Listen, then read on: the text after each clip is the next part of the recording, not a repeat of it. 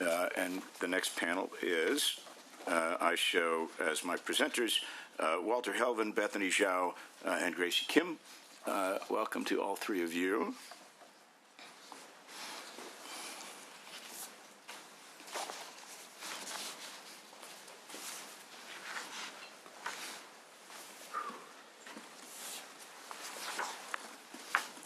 And you may proceed when ready. Okay, is this on? We're good.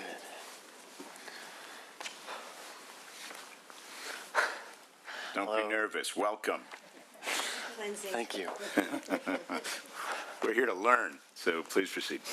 Hello, Chairman Newman and Vice Chair Ochoa Bogue. Am I pronouncing that correctly? Thank you. I'll let my colleagues introduce themselves. Hi, my name is Gracie Kim. I'm a sophomore at Santa Susana High School. I'm in the 42nd Assembly District and the 27th Senate District. My name is Bethany Zhao. I'm a student at Oceana High School in the 23rd Assembly District and 13th Senate District. Again, welcome. My name is Walter Helvin. I am from the first Assembly District and 1st Senate District. I am a student at Godoti Early College High School from the County of Nevada, and I'm a senior.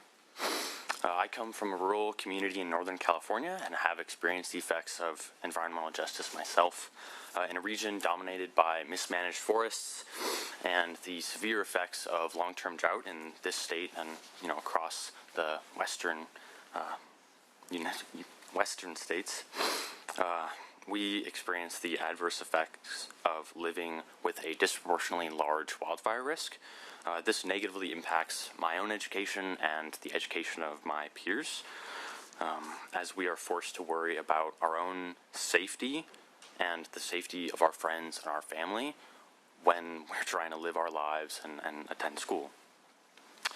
Public safety power shutoffs, now quite infamous, constantly interrupt our ability to work in school or from home, as we often lose both power and internet, while dangerous and unsafe air quality prevents us from even spending time outside as a result of the fires that occur every year in our area. I've missed many days of school because the air was unsafe, our power was shut off, or our roads were inaccessible due to fires and other blockages. Even besides missing school, I know what it is like to fear for the very existence of my home, my school, and my community because of an environmental disaster exacerbated by the consequences of climate change. But my story and the stories from my hometown aren't unique. All across the state are similar stories from kids just like me who face environmental injustice that impedes their education.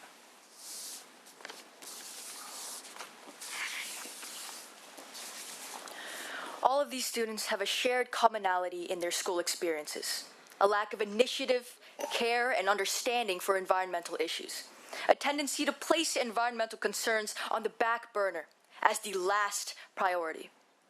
People assume that the exponential decay our world has been experiencing ecologically, such as air pollution, plastic pollution, climate change, etc., is just not important enough to immediately address. There exists a prevailing assumption that the consequences for ignoring these concerns are somewhat hazy, residing in the indistinct realm of the future. However, through these personal anecdotes, it's undeniable that our world and our youth are actively and presently experiencing environmental injustice. This is not a future problem. These harms are today. Additionally, schools have only been perpetuating this universal decline, whether it be through disregard for plastic pollution and single-use plastics, through the prevalence of food waste and provided food, through the lack of initiative to tackle these concerns. Several schools have demonstrated a clear avoidance of the topic altogether.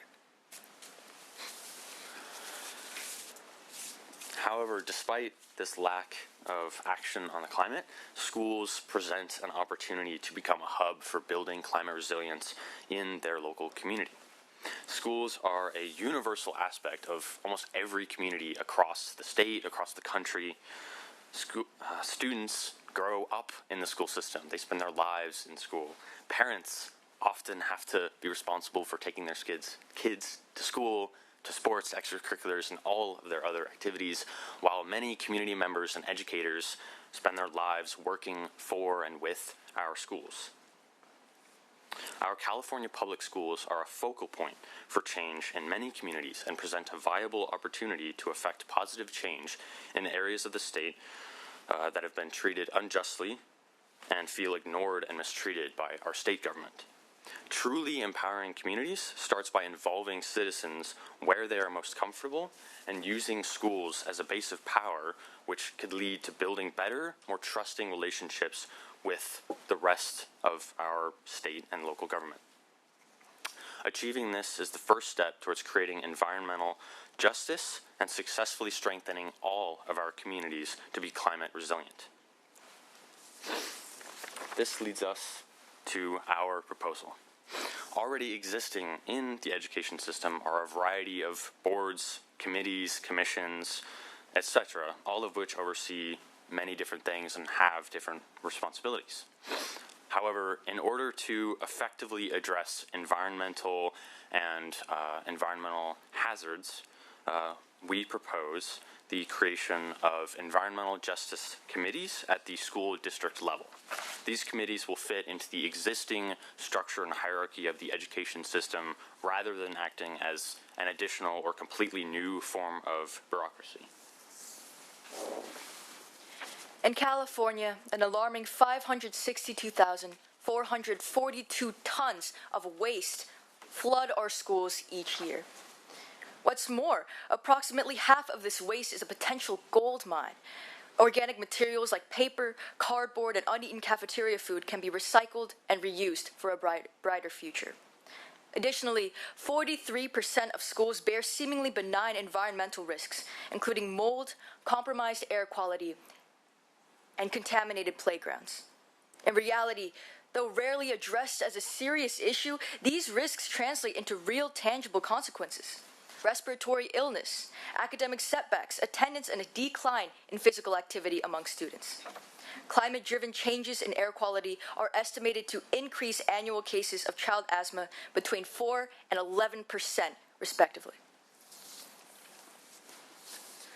Decreased time in schools, diminished quality of education, strain on student physical and mental well-being, and a future where these issues not only persist but continuously worsen is our fate if we fail to address the climate crisis.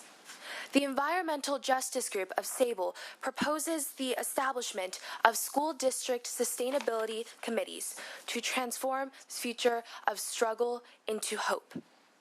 These advisory bodies to a district's trustees, composed of students, staff members, community leaders, and an optional but recommended trustee, will mitigate environmental health hazards and implement sustainable initiatives in conjunction with school boards, as each community has unique environmental hazards and desired sustainability improvements that can only be addressed by diverse perspectives who have encountered or will be impacted by the challenges they seek to address. By mandating these committees, California will serve as a national leader in sustainability. California will implement sustainability that benefits student health and learning while ensuring a prosperous future for us all. At the heart of our proposal is a desire to reduce the consequences of climate change, extreme weather, flooding, fires, and far more that robs all Californians of the ability to live safely and students the opportunity to attend school and receive the quality of education that we all deserve. Multiple school districts have already implemented environmental committees, and the results have been only positive. For example, the Woodland Joint Unified School District, WJUSD, has created an environmental stewardship committee with the purposes of making schools and campuses safe and environmentally healthy, thus reducing the district's ecological footprint and helping inform and educate the next generation of environmental citizens. Furthermore, the Oak Park Unified School District, OPUSD, has created an Environmental Education and Awareness Committee where students, parents, and faculty alike are provided with forums to discuss issues and recommend action regarding environmental education and sustainability programs in OPUSD. These two districts serve as positive examples for the rest of California to follow. The climate crisis is not one that can be addressed in a moment, as it requires continuous progress. Continuous progress which these committees would enact to make their communities safer and more sustainable, resulting in a safer and more sustainable California. Fewer children missing school due to extreme weather. Less destruction of homes due to the wildfires that devastate far too many. Less sickness from environmental hazards, as the force behind all of these issues is climate change, which you have the power to combat today. Remember that there is one student sitting here today who personally knows many people whose homes have been destroyed by wildfires, which only become more common due to the worsening environmental crisis. Too many people are suffering from the consequences of climate inaction, both in this room and outside of it. Remember that you too and your community will bear the consequences of failing to act to preserve the planet. For them, and for those who will come after us all, because we ask you to support continuous improvements in student learning and health and well-being that ultimately help all in California, we ask you to support establishing school district sustainability subcommittees. Thank you. Thank you, and well presented. I also want to add, Ms. Kim, if somebody ever makes a documentary about me, I want you to be the narrator. You have an awesome voice. Thank you. So you know, this is interesting to me. I'm guessing, was anybody here last year for last year's?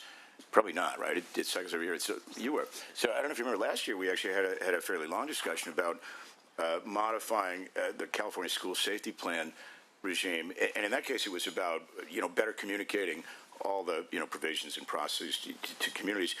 This is very similar, I think, and actually very important, right? And I would suggest possibly as kind of a follow-on discussion, maybe modifying your proposal that in lieu of a new committee, maybe the provision should be mandate incorporation into the comprehensive school safety plan of these kinds of discussions and precautions around climate change related events. The actual, I've got it in front of me, the school safety plan actually provides already for a school site council that would include the principal, a teacher, who's a representative of one of the certificated employee organizations, a parent whose child attends the school, a classified employee, and other members. Maybe this should be a part of their mission. But I take very seriously your thinking that this is something, it's real, especially when you consider the variety of different environments across California. And Mr. Helvin, I was going to call you Walter. I didn't want to call you Walter in front of everybody. But I think you're right. I mean, we've seen evidence that this is a real problem, and we should take appropriate precautions. So, well done. Any other comments or questions, Senator Cortese? Thank you, Mr. Chair. And let me just preface by saying, in case the students haven't been instructed about Sacramento-style committee hearings here, people getting up and leaving and coming back and so forth. A lot of us are double booked, and it's not because we're really bad at scheduling.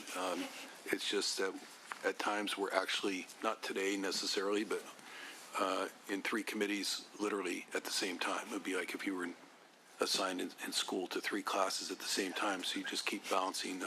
So I wanted to say that because as people come and go, and I appreciate that. Maybe the chair had already said that earlier, but no disrespect intended. And I was very sorry to actually miss the last presentation because that is an area of career-long effort and work and concern for me on restorative justice. And I'm happy to talk to any of the members of that group and that panel afterwards about the ideas that they have. I like what I saw in writing, and I think there's, even more you can do there. On this issue, last year there was a bill that I was a principal co-author of. Assemblymember Liz Rivas was the author of it, AB 285, which for the first time mandated climate literacy in our schools, in our public schools. So that's, fresh off the press. I mean, the governor just signed that probably,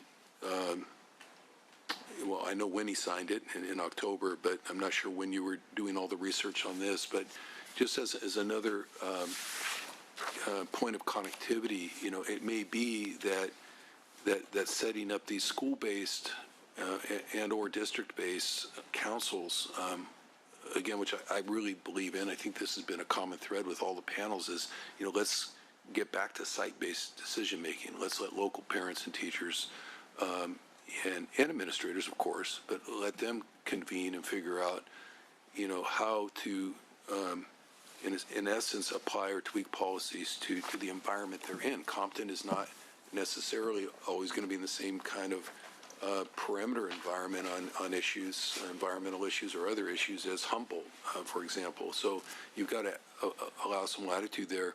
But I just wanted to mention, great presentation, great, solution here. I'm just kind of wondering if maybe, I will certainly consider it, but either at the legislative level or just at the school district level, because I think they can do it on their own, that the new literacy requirements on climate are attached to this local council, because on the one hand you could say not everything here in environmental justice is necessarily exactly climate related. On the other hand, you could say at some point almost everything does pivot off of it, right? Wildfires and everything else, as you've talked about. So something maybe just in terms of follow-up, I would certainly be open to thoughts on how to go back and, we don't amend bills that are already signed into law, but we do, as you know, because you've documented bill history in your own presentations here, we certainly build on that. And it's not unusual to come back and say about that new law, AB 285, by the way, connect up, the moving parts here.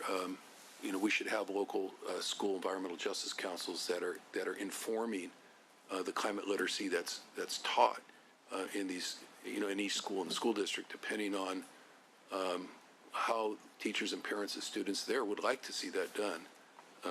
And that's all I had to say. But I'm certainly open to any reaction to that, and that's all I have, Mr. No, appreciate it. I'll add, I did to Senator Cortez's point about building on previous legislation. The legislation he refers to was actually signed into law in 2017, went into effect in 2018, and it includes specific language, for instance, about how, a response to a criminal incident that may result in serious. Yeah, I could easily see including in the Ed Code language that is specific to environmental and climate-related precautions. So a really good idea, and I think it's something that I and other members of our body would be happy to follow up on. So thank you. Well done.